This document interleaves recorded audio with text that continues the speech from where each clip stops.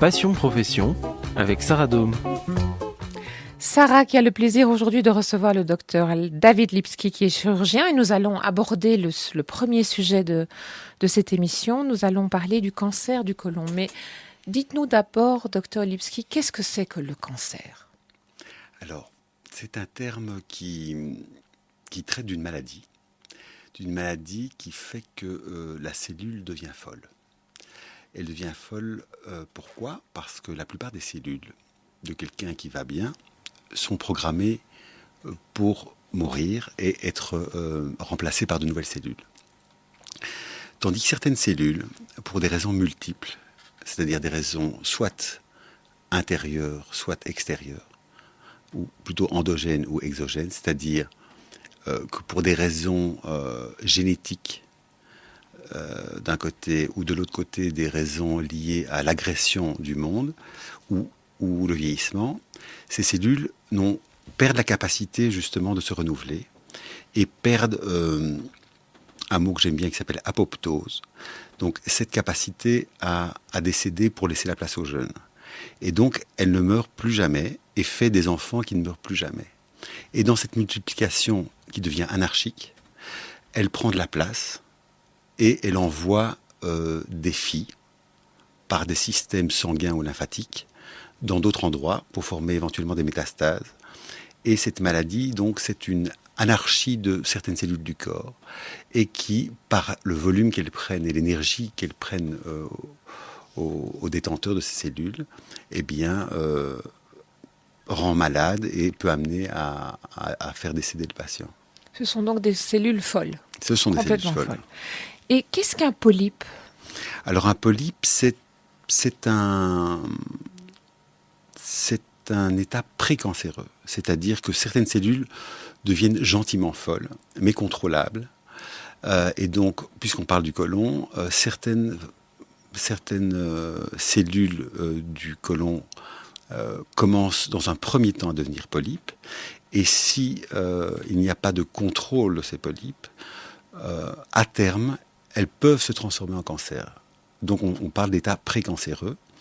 Et c'est une raison, et si j'ai un message peut-être à rappeler aux auditeurs, c'est qu'il est vraiment important de savoir que c'est une maladie qui, si elle est prise à temps, peut être très facilement soignée. Et pour qu'elle soit prise à temps, il faut faire du dépistage. Et le dépistage se fait aujourd'hui chez les gens qui n'ont pas de facteur de risque à partir de 50 ans et consiste à effectuer une coloscopie tous les entre 5 et 7 ans en fonction de ce qui est découvert par le gastro-entérologue.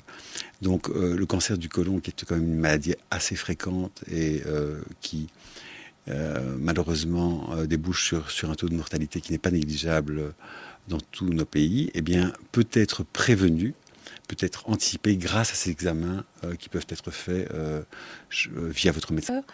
Quels sont les risques ? Est-ce que c'est d'office héréditaire ? Si le père l'a eu, l'enfant l'aura ?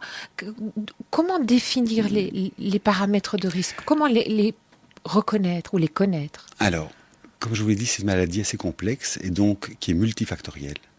Et ce qui veut dire qu'il y a en effet des implications génétiques, c'est-à-dire si vos parents, vos oncles, vos tantes ont eu ce type de maladie, vous êtes plus à risque de la développer. Il y a probablement des facteurs alimentaires qui peuvent jouer dans le développement. Il n'y a rien de démontré scientifiquement, mais probablement que la consommation d'alcool, la consommation excessive de viande rouge pourrait favoriser le développement de cancer. C'est toujours pas démontré. On parle beaucoup de la viande rouge, oui, mais on en parle dans beaucoup, tous les articles où on parle de la. À ma connaissance, mais comme je vous dis, je ne suis pas un grand spécialiste. Oui. À ma connaissance, il n'y a rien de démontré scientifiquement, ce qui veut dire que quand on dit démontrer, on se doute. Voilà, la plupart des gens mangent de tout. Ils mangent de la viande, mais ils mangent aussi des asperges. Alors, probablement que c'est la viande, mais on pourra démontrer peut-être que c'est des asperges. Ce que je donne est un exemple un peu absurde, mais pour vous expliquer qu'il est très délicat et difficile d'avoir une certitude de corrélation entre un aliment et son effet oncogène, c'est-à-dire qui favorise le cancer. Est-ce qu'on parle beaucoup dans notre société, en tout cas depuis quelques années, de l'alimentation bio, de la qualité de l'alimentation, de l'importance d'avoir chaque jour des fruits et des légumes. Est-ce que vous avez vous avez lu, vous avez entendu de vos confrères qu'il y a déjà un changement dans notre société? Est-ce que vous avez pu l'observer dans la vie de vos patients? Ou est-ce que c'est le même profil? On en parle à la télévision, mais on continue à boire beaucoup d'alcool, à consommer de la viande rouge, peu cuite, mal cuite, avec des huiles surchauffées. Ou est-ce que vous sentez qu'il y a une prise de conscience de vos patients? On parle autrement de la relation au corps et de l'alimentation? Alors, je vais vous donner deux réponses. Je vais vous donner une par rapport au sentiment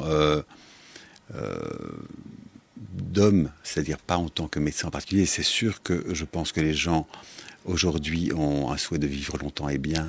Et à partir de là, ont le sentiment qu'il est préférable de manger sainement et de faire du sport. Ça, c'est sûr. Mais en même temps, j'ai une vision assez étroite de cette maladie. C'est-à-dire que les patients que je vois sont des patients qui ont déjà été diagnostiqués avec un cancer du côlon. Et sur ça, je ne peux pas vous donner de profil particulier. Ça veut dire que les gens qui ont un cancer du côlon ne sont pas soit des grands mangeurs de viande ou des grands alcooliques. Je ne peux pas vous faire un profil type des gens qui ont ce type de maladie. Mais vous entendez des patients dire « Je suis étonné d'avoir cette pathologie parce que je mange sainement, je fais du sport, je ne consomme pas d'alcool ». Évidemment. Malgré j'ai certains patients qui sont jeunes, en pleine forme, qui répondent parfaitement au canevas de l'homme personne en bonne santé, et qui respectent tout ce qui a été dit, qui ont malgré tout ça. Et je peux voir des patients qui sont des alcoolotabagiques de 85 ans et qui sont en pleine santé et qui viennent n'ont pas de cancer pour un problème tout à fait mineur. Donc, je ne peux pas vous donner il n'y a pas encore une fiche type. Un profil parti. Tu vas avoir le cancer du côlon. C'est cela.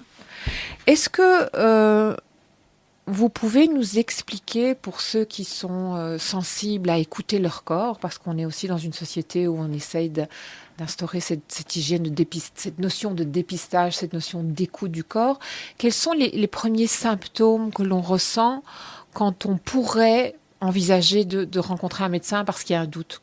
Comment est-ce qu'on les perçoit? Qu'est-ce qu'on perçoit d'abord? Alors malheureusement, quand on perçoit quelque chose d'un cancer du côlon, c'est déjà assez tard. Alors, il y a essentiellement 3 symptômes qui peuvent apparaître quand on a un cancer du côlon. Il y a les saignements qu'on retrouve dans les selles. Il y a l'occlusion, c'est-à-dire qu'on a envie de vomir, on arrête d'aller à la selle et d'avoir des gaz et on vomit parce que la lésion est tellement importante qu'elle obstrue, qu'elle bouche la lumière de l'intestin. Et puis, il y a des phénomènes généraux comme l'amaigrissement. En ce qui concerne le premier symptôme, les saignements, c'est pas très spécifique. C'est-à-dire qu'il y a d'autres maladies, et la plus fréquente, ce sont les maladies hémorroïdaires, qui donnent les mêmes symptômes que ces cancers du côlon saignants. Ça, c'est un point. Le deuxième point, c'est que ces cancers du côlon, parfois, ne saignent pas. Donc, on peut avoir un gros cancer du côlon sans avoir saigné. Et c'est pour cette raison il ne faut pas attendre les symptômes, mais que, encore une fois, j'insiste là-dessus, j'invite vraiment tous les patients et tous les auditeurs de plus de 50 ans à envisager de faire ça, même si ça ne paraît pas très agréable, de faire ces examens qui permettent de prévoir ça rapidement et de prévenir ça rapidement, ce qui veut dire que, comme vous l'avez expliqué, si on a des gros polypes ou si on a des petits cancers, puisque le cancer à plusieurs stades. Au début, il touche qu'un îlot de cellules et puis, avec le temps, il grandit et les parois sont de plus en plus envahies et le risque de métastase augmente. Et c'est pour ça que grâce à cette prévention et cette médecine antipathique ce que proposent les gastroentérologues par la coloscopie, on arrive à traiter les gens et à les guérir. Avec beaucoup plus de probabilité que si on attend justement que ces symptômes apparaissent. Vous pouvez nous dire, une fois que cette pathologie a été diagnostiquée et une fois que l'on a compris à quel stade elle se trouve, est-ce que vous pouvez un peu nous expliquer justement quels sont les différents stades de cette maladie, à partir de quand on peut se dire ok, il n'y a pas de souci, elle est là, mais on va gérer parce que voilà. S'il s'avère qu'il y a des lésions à distance, on va commencer plutôt par une chimiothérapie. Si la tumeur est très basse et qu'on quitte, disons, le côlon proprement parlé, on parle du rectum, qui sont approximativement les 15 derniers centimètres du tube digestif. Là, éventuellement, si la lésion est importante, on va effectuer dans un premier temps une radiochimiothérapie, c'est-à-dire qu'on va potentialiser, c'est-à-dire profiter de deux armadas thérapeutiques pour qu'ensemble, elles fassent un meilleur travail que séparément. Et pour diminuer la taille de la tumeur, pour finalement, malgré tout, faire la chirurgie, mais après avoir diminué la taille de la tumeur. Donc, toutes ces discussions qui sont assez spécifiques, et je ne suis pas sûr que ça intéresse beaucoup de monde, mais en tout cas, il faut savoir qu'il n'y a pas une seule bonne attitude pour tous les cancers du côlon. Chaque cancer du côlon doit être analysé en commission multidisciplinaire, spécifique et traité de façon, ce qui paraît être optimale.